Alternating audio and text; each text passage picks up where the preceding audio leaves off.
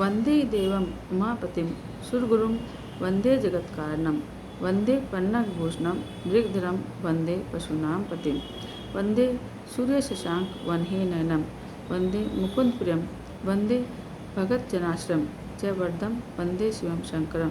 बोलो शंकर भगवान की जय। मुनिशेष नारद जी से ब्रह्मा जी फिर बोले, हम दोनों का गर्व दूर हो गया। तब महाप्रभु शिवजी की परम वाणी सुनाई दी, ओम ओम। मैं इस महानाद का अर्थ समझ नहीं सका।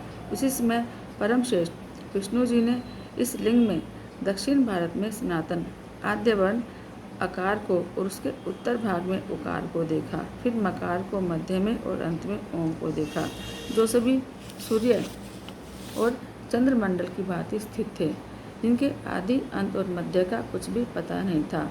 सत्य, आनंद और अमृत स्वरूप पबम परायणी दृष्टिगोचर हो रहा था, परंतु वह यहाँ कहाँ प्रकट हुआ है, इस अग्नि सदृश की हम परीक्षा करें। इसके नीचे की ओर जाकर देखें। हम उस वेद शब्द से उभय वेश वाले विश्वात्मा का विचार कर ही रहे थे कि उसी समय एक परम ऋषि का आविर्भाव हो गया। विष्णु जी ने उस ऋषि से पूछा और समझकर एक दूसरे ब्रह्मशरीरी शिवजी का ज्ञान प्राप्त किया कि जो अचिंतनीय वाणी से अप्राप्त, मन को अगम और केवल एक ही अक्षर ओंकार से ही जाना जा सकता है, वही एकाक्षरूप अद्वितीय यानी कि सत्य, परम कारण, सत्य, आनंद, अमृत, परमेश्वर और परब्रह्म है। उसी एकाक्षर आकार से भगवान बीज स्वरूप अंड से उत्पन्न ब्रह्मा जी हैं और उसी एकाक्षर उकार से हर्षणी हरि जो है विष्णु परम कारण है। फिर उसी मकार से नील लोहित महादेव जी हैं, परंतु सबका दृष्टिकर्ता आकार ही है। उकार मोहन करने वाला है, मकार तो नित्य ही अनुग्रह करता है। मकार विभु और बीजी है एवं आकार बीज है।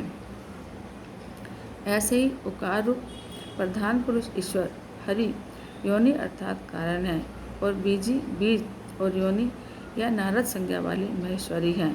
इन्हीं प्रभु बीजी के लिंग से आकार जो उकार रूप योनि में गिरकर चारों ओर बढ़ने लगा, उससे सोने का न जानने योग्य और अलक्षण अर्थात लक्षण से रहित एक अंड उत्पन्न हुआ, जो बहुत वर्षों तक जल में स्थित रहा और 1000 वर्ष के बाद भगवान ने उसके 2 भाग किए। जब जल में स्थित उस अंड को ईश्वर ने 2 भाग कर दिए, तब उसका स्वर्ण में एक कपाल ऊपर स्थित होकर जिससे द्यू अर्थात स्वर्गलोक प्रकट हुआ और कपाल के नीचे के भाग से 5 तत्वों वाली पृथ्वी प्रकट हुई। फिर उस अंड से ककार नामक 4 भुजा वाले भव अर्थात शंकर प्रकट हुए, जो सब लोगों के रचयिता और वही 3 रूपधारी प्रभु। इस कारण यजुर्वेदीय इनको ओम ओम ऐसा कहते हैं। यजु के वचन सुन ऋक और श्याम ने भी सादर हे हरे हे ब्रह्मन कहा। तब इस प्रकार इन देवेश को यथायोग्य जानकर सबने उत्पन्न मंत्रों से महादेव की स्तुति करना शुरू किया और उसी समय विश्वलोक पालक भगवान विष्णु मेरे साथ ही उस एक सुंदर रूप को देखने लगे, जिसके 5 मुख, 10 भुजा, कर्पूर के समान गौरवर्ण, परम कांतिमान, अनेक भूषणों से भूषित, महान उदार, महावीर्यवान और महापुरुषों के लक्षणों से युक्त और जिन्हें देखकर हरि कृतार्थ हो गए। तब तक महेश भगवान प्रसन्न होकर अपने दिव्य शब्दमय रूप से स्थित हो गए। जिन अगुण गुणात्मा का शब्दमय रूप देखकर मैं भी बहुत प्रसन्न हुआ। फिर हम दोनों ने उन्हें नमस्कार किया। फिर उन्हीं से सुंदर 38 अक्षर वाला वह मंत्र प्रकट हुआ, जो कि बुद्धिदायक और धर्म अर्थ का साधक है। उसे गायत्री चारों वर्णों में, चारों कालों में उत्तम और पंचित ओम नमः 8 कलाओं से युक्त है, जिससे अभिचार अर्थात मारण आदि कर्म होते हैं और जिसकी उत्पत्ति श्वेत और शांतिदायक और संहार का भी कारण है। सब में अक्षरों की भिन्न भिन्न न्यून अधिक क्रम संख्या होती है। उस श्रेष्ठ मंत्र के कुल 61 वर्ण है। फिर मृत्युंजय मंत्र है, जिसमें ओम जूस ओम अथवा त्र्यंबकम यजामहे इत्यादि कहा जाता है। इसके साथ ही पंचाक्षर मंत्र है, जिसमें केवल नमः शिवाय मंत्र और शम्भो चिंतामणि मंत्र और दक्षिणामूर्ति मंत्र उत्पन्न हुआ। फिर शिव का महावाक्य तत्त्वमसि नामक मंत्र हुआ। इन 5 मंत्रों को विष्णु जी ने ग्रहण करके जपना आरंभ किया। फिर ऋग, यजु, शाम सहित मैंने और विष्णु ने उन वरदायक शाम शिव ईश्वर की प्रसन्न चित्त से स्तुति करना आरंभ किया। विष्णु जी की स्तुति से प्रसन्न होकर महेश्वर प्रकट हो गए। उनके 5 मुख 3 नेत्र थे। उनके ललाट पर चंद्रमा, सिर पर जटा विराजमान थी तथा जो गौरवर विशाल नेत्र सर्वांग भस्म लपेटे, 10 भुजा वाले नीलकंठ सब भूषणों से भूषित सर्वांग सुंदर मस्तक पर भस्म का त्रिपुंड लगाए हुए थे। तब उन करुणाकर महेश ने अपने श्वास से मुझ और विष्णु जी के लिए वेदों का ज्ञान दे दिया। फिर विष्णु जी ने पूछा कि हे देव, आप किस प्रकार प्रसन्न होते हैं और किस प्रकार मैं आपकी पूजा और ध्यान करूं। यह सुनकर महादेव जी बहुत प्रसन्न हुए और बोले कि हे श्रेष्ठ देवों, मैं तुम दोनों की भक्ति देखकर बहुत प्रसन्न हूँ। किसी बात की चिंता मत करना। मेरा लिंग सदा पूज्य और त्याग करने योग्य है। जैसे मैं इस समय लिंग रूप से पूजित हुआ और तुम लोगों का दुख दूर किया, उसी प्रकार दुखी प्राणी मुझे लिंग रूप से पूजकर अपना दुख दूर कर सकते हैं। मैं अनेक प्रकार के फलों और सब मनोरथों को देने वाला हूँ। तुम दोनों ही मेरे दाएं बाएं अंग से उत्पन्न हुए हो। मैं तुम दोनों पर प्रसन्न हूँ। अब तुम मेरी पार्थिव मूर्ति बनाकर मेरी सेवा करो, इससे तुम्हें सुख प्राप्त होगा।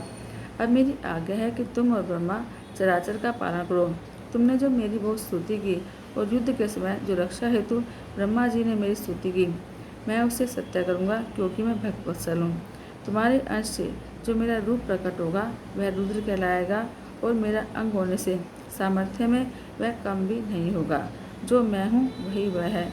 हम दोनों की पूजा में कोई भेद न होगा। मेरा वही शिव रूप जैसा है वैसा ही रुद्र रूप भी होगा। शिव और रुद्र में कभी भी भेद नहीं समझना चाहिए। हाँ, कहीं कार्य में भेद हो सकता है पर कारण में नहीं। यही तो क्या, ब्रह्मा और रुद्र सब एक ही हैं। इसमें जो भेद मानेगा उसको बंधन होगा। हे ब्राह्मण, अब मैं एक और बात कहता हूँ।